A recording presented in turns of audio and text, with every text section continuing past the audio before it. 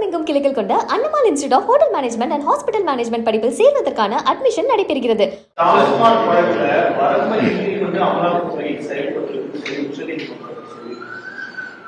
அதை மட்டும் சொல்ல, அதுக்கு மேல சொல்லி இருக்காங்க.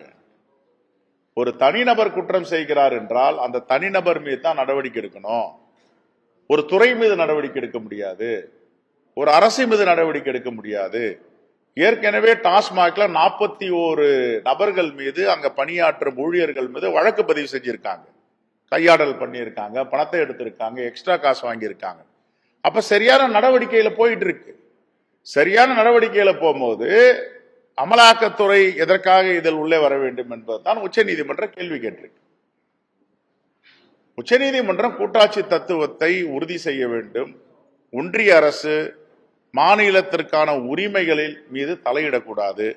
எல்லோரையும் தன்னுடைய கட்டுப்பாட்டுகள் வைத்துக் கொள்ள வேண்டும், மிரட்டி வைத்துக் கொள்ள வேண்டும். எவ்வளவு காலம் மிரட்டுவீங்க? இப்ப டாஸ்மாக் உடைய சோதனை ரைடு ஒரு 10 நாளா தமிழ்நாட்டையே உலுக்கி எல்லோரும் நிம்மதி இல்லாம பண்ணீங்க. இப்ப உச்ச நீதிமன்றம் தடை விதிச்சிருக்கு. இந்த 10 நாள்ல என்ன மோடி அரசு ஒரு மிகப்பெரிய சாதனையை செஞ்சிருக்கு? வருத்தத்தை தான் கொடுக்க முடியும் இந்தியர்களுக்கு. நீங்க இந்தியர்களுக்கு துன்பத்தை தான் கொடுக்க முடியும். இதுக்கு மேல உன்னால உங்களே செய்ய முடியாது. அது துன்பம் எவ்வளவு காலம் நீடிக்கும்? குறிப்பிட்ட அளவுக்கு தான் துன்பம் கொடுப்பீங்க. அதுக்கப்புறம் நீதிமன்றம் இருக்கு, மக்கள் மன்றம் இருக்கு, எல்லோரும் பார்த்துட்டு இருக்காங்க. ஆகையால் இதெல்லாம் வன்மையாக கண்டிக்கத்தக்கது. இந்த பழிவாங்க நடவடிக்கை நிறுத்திக் கொள்ள வேண்டும். அப்படின்னா பாஜக ஆளும் மாநிலங்கள்ல எத்தனை இடி சோதனை நடந்திருக்கு, எத்தனை சிபிஐ சோதனை நடந்திருக்கு, எத்தனை ஐடி சோதனை நடந்திருக்கு, எத்தனை பாஜக தலைவர்கள் மேலேயும் பாஜக அமைச்சர்கள் மேலேயும் குற்றப்பத்திரிகை தாக்கல் செஞ்சிருக்கீங்க. இது ஒரு தலைபட்சமா தானே இருக்கு.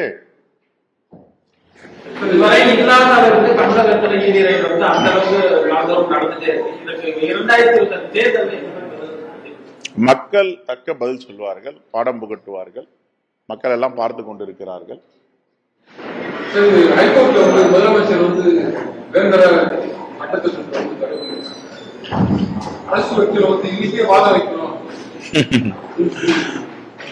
அது நீதிமன்றம் செய்து, நீதிமன்றத்துக்குள் நான் போக விரும்பல.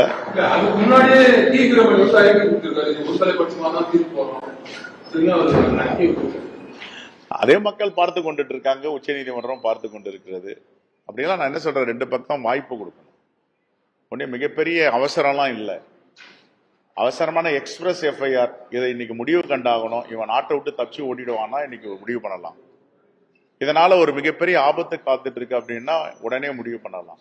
இதெல்லாம் உடனே முடிவு பண்ண வேண்டிய வழக்கே கிடையாது, அர்ஜென்சியும் கிடையாது. இப்ப பாத்தீங்கன்னா கோடைக்கால விடுமுறை நீதிமன்றங்கள் நடந்துட்டு இருக்கு, வெக்கேஷன் கோர்ட்.